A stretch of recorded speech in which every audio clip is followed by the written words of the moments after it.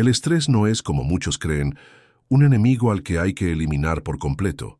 Es más bien una fuerza compleja, ambigua, poderosa, capaz de moldear tanto la destrucción como el crecimiento, la ruina como el rendimiento.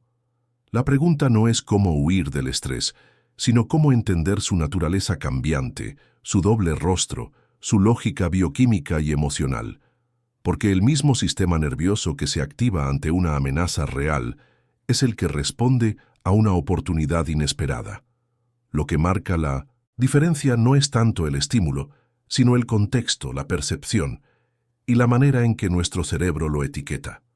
Robert Sapolsky, uno de los más influyentes neurocientíficos vivos, lo plantea con claridad. Si observamos el impacto del estrés a través de dos gráficas, veremos que en el corto plazo, este puede ser un estimulante poderoso. Aumenta la atención, afina los sentidos, mejora el rendimiento físico y cognitivo.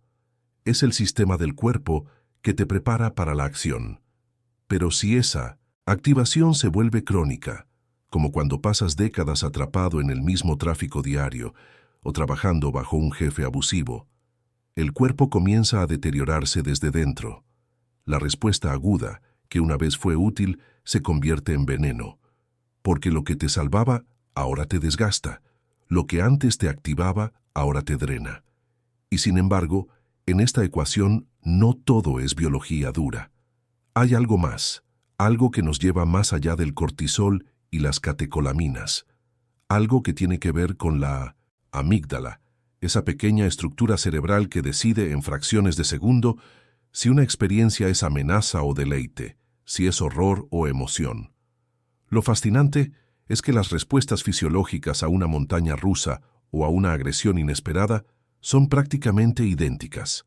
El corazón se acelera, la respiración se agita, los músculos se preparan para moverse. Pero cuando la amígdala entra en juego, esa experiencia se vuelve adversa. Ella es quien decide el tono emocional de la película, aunque el guión fisiológico sea el mismo. Ahí nace el velo subjetivo que separa lo estimulante de lo traumático. Por eso, cuando hablamos de estrés, no podemos hacerlo desde un lugar plano o reduccionista. No se trata de suprimirlo ni de idealizarlo. Se trata de comprenderlo como lo haríamos con un animal salvaje, respetando su poder, su imprevisibilidad, su capacidad de cambiar de forma según el entorno en que se manifiesta. Y en ese proceso de comprensión emerge otro actor silencioso, profundamente malinterpretado, la testosterona. Durante años se ha sostenido que la testosterona genera agresividad, que más testosterona significa más violencia, más impulso irracional, más peligro. Pero Sapolsky desmantela este mito con una precisión quirúrgica. La testosterona no crea agresión, lo que hace es amplificar los sistemas que ya están activos. No enciende la música, simplemente sube el volumen de lo que ya estaba sonando. Si la melodía de base es agresiva, se intensificará. Pero si el patrón de conducta es otro, como la generosidad, el liderazgo colaborativo o el deseo sexual, la testosterona amplificará eso mismo. La clave está en lo que ya está encendido. Y aquí aparece una noción aún más profunda. La testosterona no solo se eleva como respuesta a la agresión o al sexo, también sube cuando estás motivado, cuando defiendes tu estatus, cuando sientes que estás en medio de un desafío. Es una molécula que responde al contexto, no que lo impone. Ver a tu equipo favorito ganar un partido puede elevar tu testosterona. Sentirte desafiado en una discusión o incluso en una subasta puede dispararla. No necesitas estar en una batalla literal. Basta con sentirte implicado emocional y simbólicamente. Así comienza a emerger una idea mucho más compleja, que nuestras hormonas no son dictadores ciegos, sino traductores de contexto, que el estrés, la emoción, la motivación y la identidad están profundamente interconectados a través de estos mensajeros invisibles, y que si no comprendemos esa red, si no vemos la totalidad, nos perderemos en simplificaciones peligrosas, porque en este juego de biología y percepción, lo que realmente importa no es solo lo que sentimos, sino cómo interpretamos lo que sentimos. El comportamiento humano, aunque sofisticado y envuelto en capas de cultura, lenguaje y normas, continúa profundamente arraigado en los mecanismos primitivos que compartimos con nuestros ancestros evolutivos. Uno de los hilos invisibles que atraviesan nuestras acciones, decisiones y emociones es la estructura jerárquica en la que existimos. No importa si estamos en una tribu, una empresa, una familia o una red social, la mente busca su lugar en la escala, interpreta señales de estatus y se adapta para sobrevivir dentro de esa red invisible. Y aquí es donde la testosterona entra como una fuerza moldeadora, muchas veces incomprendida, pero absolutamente decisiva. Durante décadas se ha sostenido que niveles altos de testosterona predicen conductas agresivas. Y es cierto que existe una correlación, pero la dirección de esa correlación es lo que cambia por completo la narrativa. Sapolsky lo deja claro. No es que la testosterona cause agresión, sino que la agresión, cuando ya está presente, eleva los niveles de testosterona. Lo mismo sucede con la conducta sexual, el deseo, la competencia, el dominio simbólico. Todo eso puede activar esta hormona. No es la causa, sino el eco biológico de una emoción vivida con intensidad. Es una respuesta, no un detonador. Esto cambia todo, porque si entendemos que la testosterona amplifica lo que ya está ocurriendo, entonces debemos mirar con más atención el contexto social y psicológico que activa ese volumen. ¿Qué tipo de jerarquía estamos reforzando? ¿Qué tipo de comportamiento se premia en nuestro entorno? En el mundo de los babuinos, por ejemplo, si el estatus se gana a través de la agresión, entonces la testosterona impulsa más agresión. Pero en los humanos, donde el estatus puede ganarse con generosidad, inteligencia o liderazgo estratégico, la misma hormona potencia esas otras formas de expresión. Es decir, no hay una testosterona buena o mala. Hay entornos que canalizan su energía de forma destructiva o constructiva. Aquí entra una de las hipótesis más brillantes del campo de la endocrinología conductual, la hipótesis del desafío. Esta teoría, formulada por John Wingfield, plantea que la testosterona se eleva cuando un individuo percibe que su estatus está siendo desafiado, no para crear agresión indiscriminada, sino para facilitar las conductas necesarias para preservar ese estatus.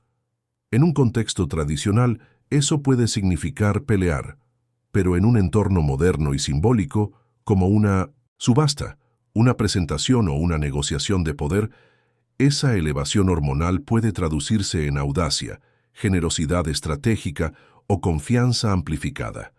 Y es precisamente esa confianza amplificada el punto más delicado de esta conversación, porque uno de los efectos más sutiles, pero psicológicamente poderosos de la testosterona, es que incrementa la sensación de certeza en uno mismo, aumenta la autoconfianza, pero no necesariamente la precisión. No te hace más inteligente, solo más convencido de tus juicios, incluso si son erróneos. Esta es la paradoja. Puedes sentirte absolutamente seguro de una decisión y estar profundamente equivocado. Como bien señala Sapolsky, esto tiene implicaciones graves en contextos como la guerra, la política o las decisiones empresariales de alto riesgo, porque la testosterona puede generar impulsividad con traje de seguridad. Es la ilusión de que uno tiene el control total, cuando en realidad está viendo el mundo desde una lente hormonal sesgada. Y este sesgo no solo impacta al individuo. En dinámicas sociales, esa autoconfianza artificial puede hacer que una persona deje de cooperar. Porque si crees que puedes dominar solo, que estás por encima de los demás, entonces ya no ves el valor de las alianzas. Y eso debilita los sistemas colaborativos, erosiona la empatía y alimenta el mito del héroe solitario. En los experimentos de laboratorio, esta hipótesis ha sido validada con elegancia. En juegos económicos donde la generosidad otorga estatus, los participantes a los que se les administra testosterona tienden a ser más generosos. no porque la hormona los vuelva buenos, sino porque entienden que, en ese contexto, la generosidad es la vía hacia el dominio. Es decir, la testosterona empuja en la dirección que el entorno señala como vía al poder. Esa es la clave. La hormona no impone una ética, responde a la estructura del sistema en el que opera. Entonces, si vivimos en culturas que asocian el poder con la agresión, la imposición y la competencia tóxica, eso es lo que la testosterona reforzará. Pero si logramos diseñar entornos donde el poder esté asociado al liderazgo colaborativo, a la inteligencia emocional o a la creatividad estratégica, la misma molécula servirá para potenciar esos rasgos, porque al final, la biología se adapta al código que la cultura escribe. Y es por eso que repensar la testosterona no es solo una cuestión médica o científica, es una cuestión filosófica, política, cultural, porque si entendemos cómo actúa realmente, entonces podemos rediseñar nuestros entornos para que lo que se amplifique no sea la dominación sin sentido, sino la excelencia consciente. Testosterona, dopamina y el arte de la motivación silenciosa. En el corazón mismo de lo que llamamos impulso humano, esa energía que nos empuja a levantarnos, avanzar, conquistar, crear, persistir, habita una conversación química profundamente íntima entre dos grandes protagonistas invisibles, la dopamina y la testosterona.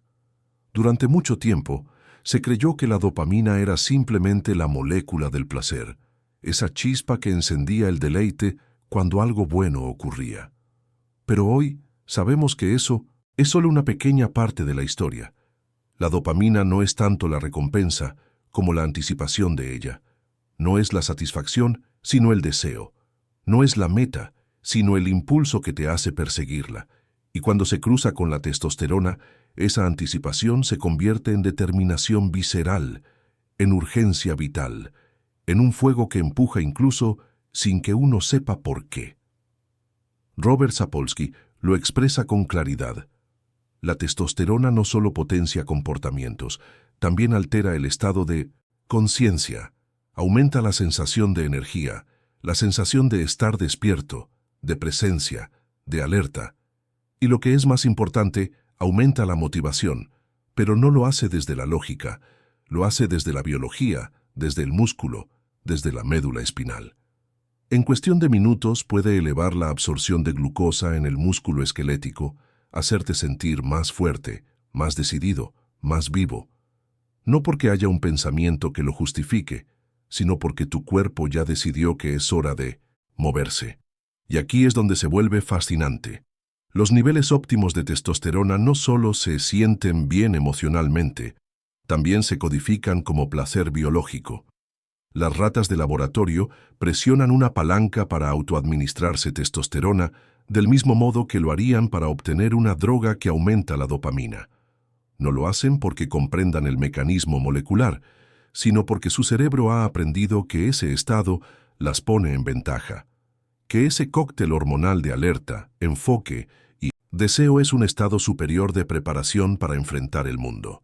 En los humanos, este mismo principio se manifiesta en formas más complejas, desde la motivación para trabajar en proyectos personales hasta la urgencia de demostrar estatus, conquistar metas, dejar huella. Ahora bien, si la dopamina nos empuja hacia adelante y la testosterona amplifica ese empuje, entonces estamos ante una maquinaria diseñada para la acción constante, pero también para el desgaste, para la adicción a la búsqueda, para el espejismo del cuando logre eso seré feliz. Porque tanto la dopamina como la testosterona pueden engancharte al movimiento, a la anticipación, a la adrenalina de perseguir sin descanso, incluso si la meta se aleja una y otra vez. El cuerpo se habitúa a la promesa, no al cumplimiento, y ahí aparece la paradoja. Puedes sentirte motivado sin tener dirección. Puedes estar en constante movimiento sin saber por qué corres. Puedes ser impulsado por una mezcla perfecta de química y vacío. Lo que emerge de esta conversación no es un mensaje simplista de que la motivación está en tus hormonas. Lo que emerge es una advertencia elegante, Si no entiendes cómo se orquesta tu impulso, puedes convertirte en esclavo de él. Porque estas moléculas no discriminan entre objetivos nobles y superficiales, entre metas auténticas o impuestas por la mirada social. Simplemente responden a lo que tú mismo decides que es valioso. Y si el valor que has aprendido a perseguir está distorsionado, estatus por estatus, éxito por apariencia, poder por inseguridad, entonces esa química se volverá una trampa brillante. Te hará sentir poderoso mientras te aleja de ti mismo. Y en un nivel aún más profundo, esto revela algo esencial sobre la motivación humana, que no es solamente un tema de voluntad, disciplina o metas escritas en una libreta. Es un equilibrio fino entre percepción, química, narrativa interna y entorno. Puedes hacer todo bien y aún así sentirte sin dirección si tus moléculas están desreguladas. Puedes tener un cuerpo funcional, pero una mente agotada si la dopamina está saturada de expectativas no cumplidas. Puedes tener altos niveles de testosterona y aún así vivir en un ciclo de frustración si el entorno no te permite canalizar esa energía hacia un propósito real. Es por eso que la motivación debe ser comprendida como un arte sutil. No basta con desear algo con fuerza, no basta con repetir frases motivacionales. Hay que entender cómo funciona el sistema que te impulsa, cómo lo entrenas, cómo lo equilibras, cómo lo respetas. Porque si lo haces, entonces puedes diseñar una vida que no dependa del estrés constante, de la urgencia adictiva, ni del placer inmediato. Una vida que no se construya desde la carencia, sino desde la claridad. Y esa claridad comienza cuando reconoces que la dopamina y la testosterona no son enemigos ni maestros, son instrumentos. Poderosos, sí, pero instrumentos al fin. La melodía que compongan depende de ti, del entorno que elijas, de las metas que definas, de los silencios que respetes. Testosterona, dopamina y el arte de la motivación silenciosa. En el corazón mismo de lo que llamamos impulso humano, esa energía que nos empuja a levantarnos, avanzar, conquistar, crear, persistir, habita una conversación química profundamente íntima entre dos grandes protagonistas invisibles, la dopamina y la testosterona. Durante mucho tiempo, se creyó que la dopamina era simplemente la molécula del placer, esa chispa que encendía el deleite cuando algo bueno ocurría. Pero hoy sabemos que eso es solo una pequeña parte de la historia.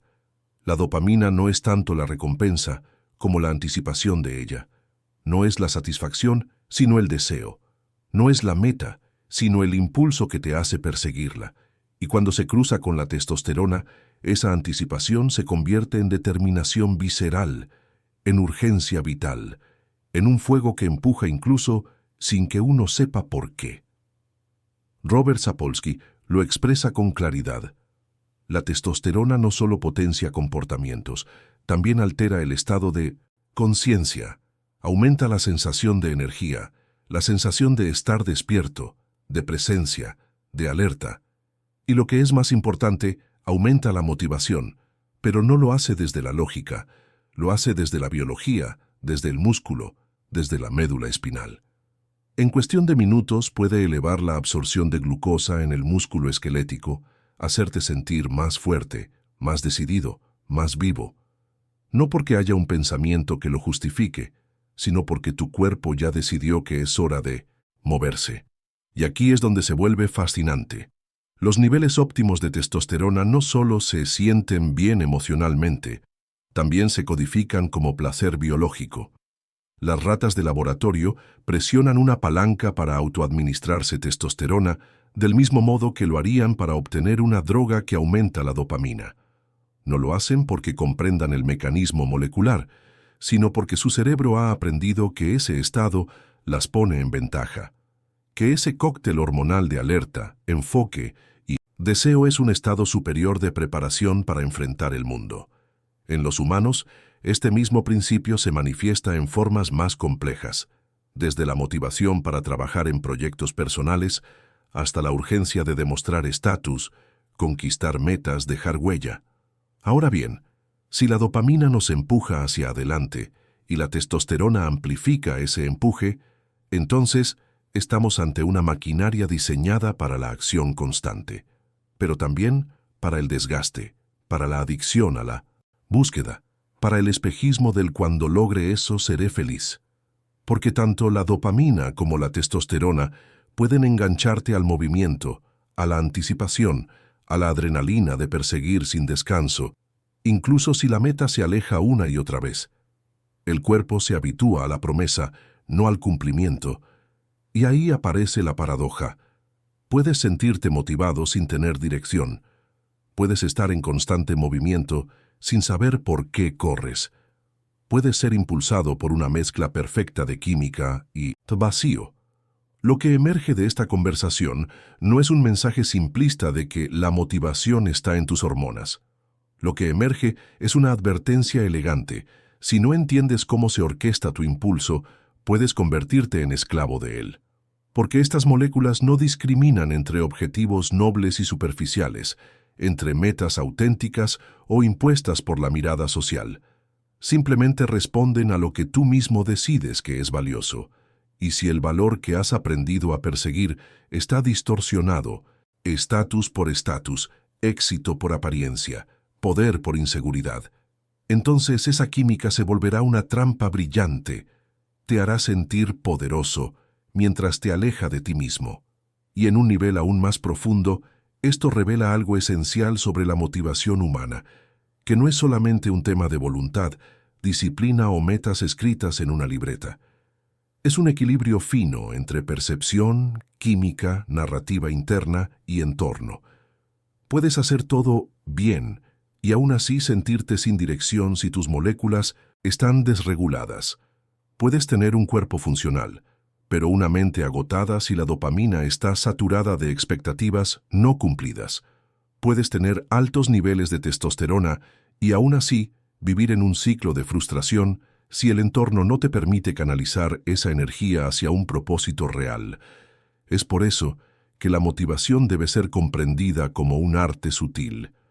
No basta con desear algo con fuerza, no basta con repetir frases motivacionales. Hay que entender cómo funciona el sistema que te impulsa, cómo lo entrenas, cómo lo equilibras, cómo lo respetas. Porque si lo haces, entonces puedes diseñar una vida que no dependa del estrés constante, de la urgencia adictiva, ni del placer inmediato. Una vida que no se construya desde la carencia, sino desde la claridad. Y esa claridad comienza cuando reconoces que la dopamina y la testosterona no son enemigos ni maestros. Son instrumentos. Poderosos, sí, pero instrumentos al fin. La melodía que compongan depende de ti, del entorno que elijas, de las metas que definas, de los silencios que respetes. Estrógeno, el guardián olvidado del cerebro humano. Si hay una molécula que ha sido injustamente reducida, minimizada y malinterpretada en el discurso popular sobre salud, es el estrógeno.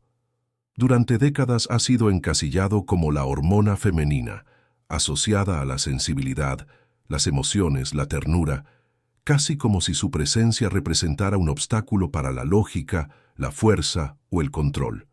Pero nada podría estar más alejado de la verdad, porque el estrógeno, tanto en cuerpos femeninos como masculinos, no solo es vital, sino profundamente poderoso en el ámbito que más nos debería importar, el cerebro. Sapolsky lo afirma sin rodeos. Si tuvieras que elegir entre tener niveles saludables de estrógeno o no tenerlo, siempre deberías optar por lo primero. Porque esta hormona no solo regula el sistema reproductivo, estimula la neurogénesis en el hipocampo, el área del cerebro encargada de la memoria, del aprendizaje, de la consolidación del conocimiento. Aumenta el flujo de glucosa y oxígeno en el cerebro.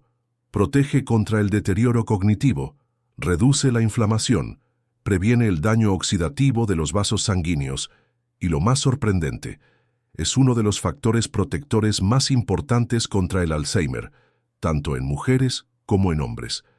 Esto no es intuición ni esotérica, es biología. Y plantea una pregunta esencial. ¿Por qué no se habla más del estrógeno?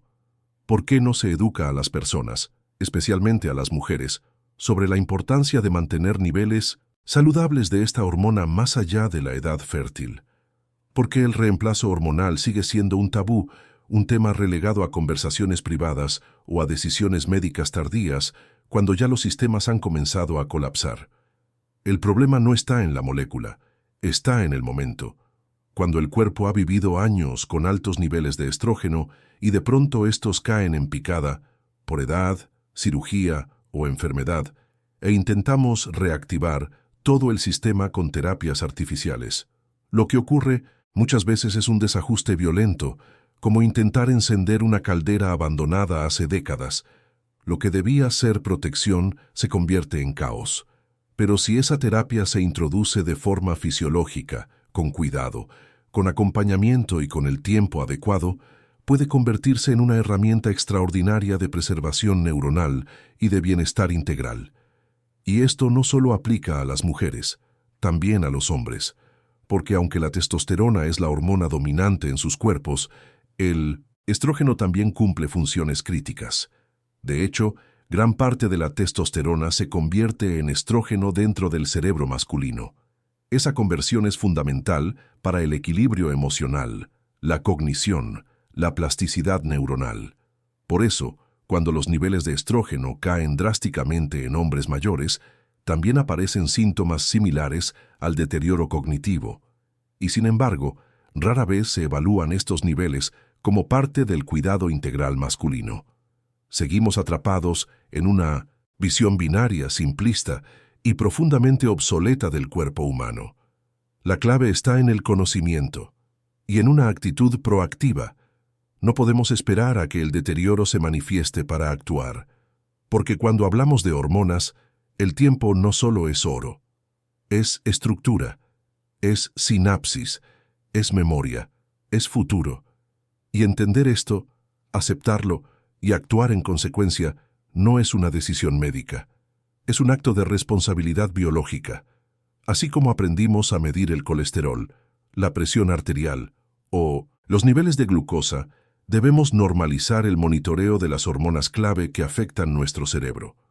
Porque cuidar la mente no es solo hacer crucigramas, leer libros o aprender idiomas.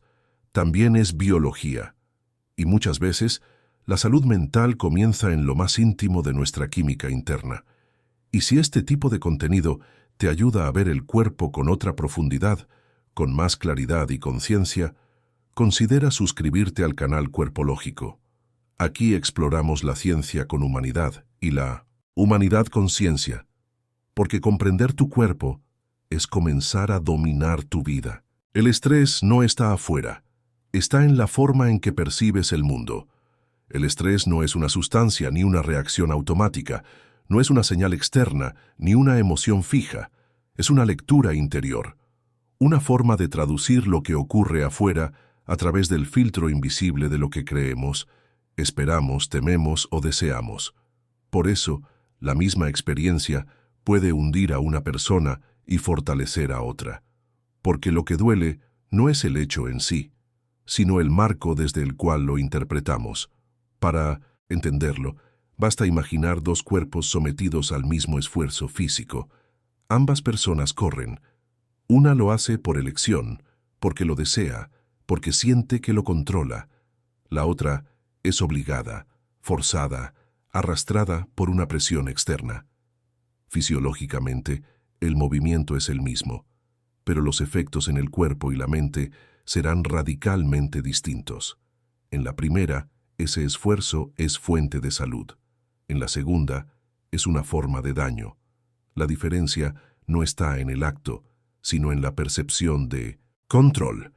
La raíz más profunda del estrés crónico está en esa sensación de impotencia, cuando no puedes elegir, cuando no puedes detenerte, cuando no hay margen para decidir el ritmo, el cuerpo activa sus alarmas más primitivas. Aunque estés simplemente contestando correos, aunque no haya un peligro real, sino una serie de compromisos que te desbordan, el sistema nervioso no necesita un tigre para entrar en modo supervivencia.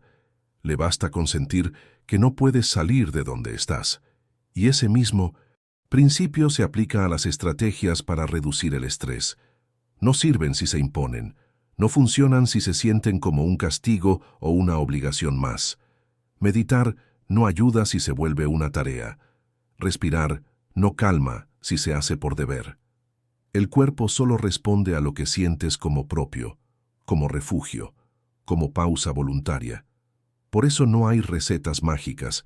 Cada persona debe encontrar la práctica que le devuelva el control, que le genere placer, que le recuerde que sigue decidiendo, aunque el mundo arda. También juega un rol la previsibilidad. Poder anticipar lo que viene reduce la carga emocional. Saber qué esperar, incluso si es difícil, tranquiliza el sistema.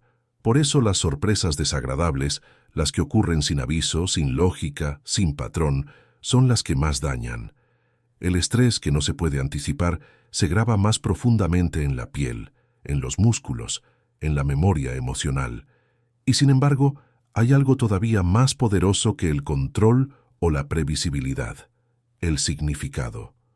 Una misma experiencia puede destruir o transformar, según el sentido que le demos. Cuando el dolor tiene propósito, se vuelve más soportable. Cuando la dificultad conecta con algo más grande, se transforma en impulso. Y esa capacidad de resignificar no es espiritualidad vacía, es neurobiología. Porque lo que decides pensar acerca de lo que vives altera tus hormonas, tu sistema inmune, tu forma de respirar, de dormir, de hablar, de mirar al futuro.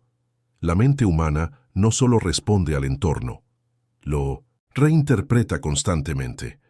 Podemos pertenecer a múltiples jerarquías al mismo tiempo, ser ignorados en un entorno, pero valorados en otro, y decidir cuál de esas jerarquías tiene verdadero peso. Esa elección no es simbólica, es química.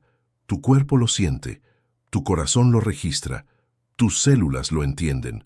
Y si decides que tu valor no se mide por lo que otros ven, sino por lo que tú eliges priorizar, entonces el estrés comienza a perder su poder. Por eso el manejo del estrés no se basa en técnicas aisladas, sino en una transformación interior, en dejar de vivir atrapado en la expectativa externa, en volver al centro de ti, en decidir a qué le das importancia, porque eso, y no lo que ocurre afuera, es lo que define tu experiencia interna. Y si estas ideas te permiten respirar distinto, mirar tu cuerpo con más claridad y tus emociones con más compasión, considera suscribirte al canal Cuerpo Lógico. Aquí entendemos que lo físico no es solo músculo y que la mente no es solo pensamiento. Es un sistema completo y está en tus manos empezar a escucharlo de verdad.